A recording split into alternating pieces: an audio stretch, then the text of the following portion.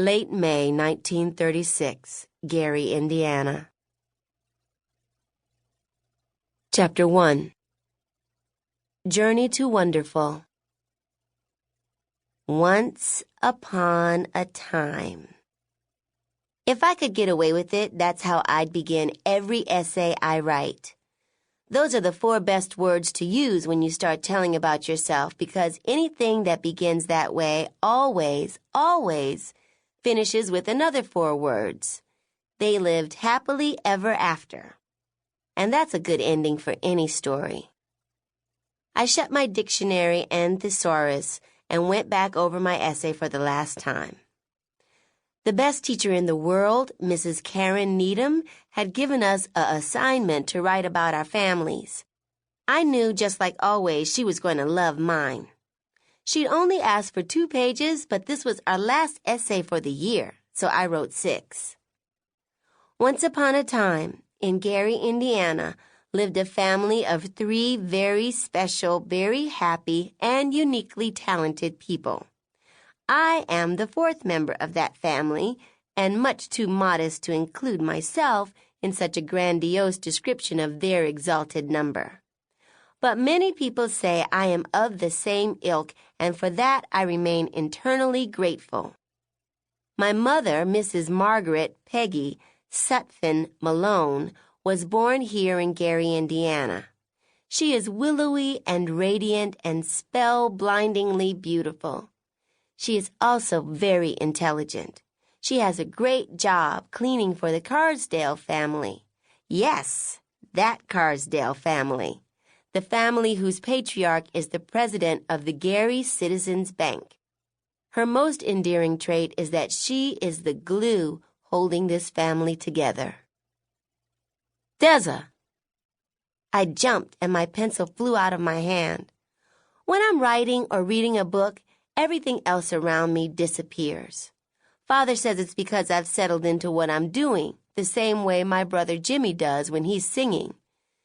Jimmie! I told you not to sneak up on me like that when I'm writing. He handed me the pencil. I couldn't help it, sis. You were so far gone. What are you writing? My last essay for Mrs. Needham. You know, a lot of people are saying her not coming back to teach is the best thing that ever happened at Lincoln Woods School. James Malone, if I ever give 1/2 a hoot what a lot of people are saying, you have my permission to slap me silly. Mrs. Needham is the best teacher in the world. Now, if you don't mind, I never bother you when you're singing. Don't bother me when I'm writing. But lots of people love listening to me sing, Deza. Seems to me like only you, that little pest Clarice Ann Johnson, and Mrs. Needham like reading what you write. Jimmie is one of those people who can say something that might sound mean at first, but when he smiles and makes his eyebrows jump up and down, you can't help smiling. He gets this deep, deep dimple in his right cheek, and you end up laughing right along with him. My dearest friend, Clarice Ann Johnson, has a horrible and completely ununderstandable crush on Jimmie. She says she bets you could pour cornflakes in his dimple and eat them out with a spoon. I'm hoping Clarice's taste in boys improves as she gets older. Jimmie, please.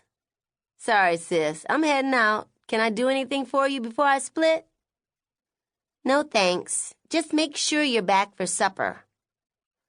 I looked at Mrs. Needham's instructions again. What is the most annoying trait of some of your family members? That was easy to come up with for Father and Jimmie, but I couldn't think of a single annoying trait for Mother. I wrote, Mother's pet peeve is that she hates the way a lot of people are mean to Jimmie for no reason. Her dreams are to see Father get a job where he doesn't always get laid off, for Jimmie to start growing again and be happy, and to watch me graduate from college and be a teacher. My father, Mr. Roscoe Malone, was born in a village in Michigan called Flint, which is geologically located 250 miles northeast of Gary. For some reason that none of us can understand, he is very proud of this. He is tall and strikingly handsome. He's also intelligent and well-read. He toils and labors mostly for the company, doing work in a horribly hot furnace and sometimes being a janitor. His most annoying trait is the way he uses alliteration every chance he has.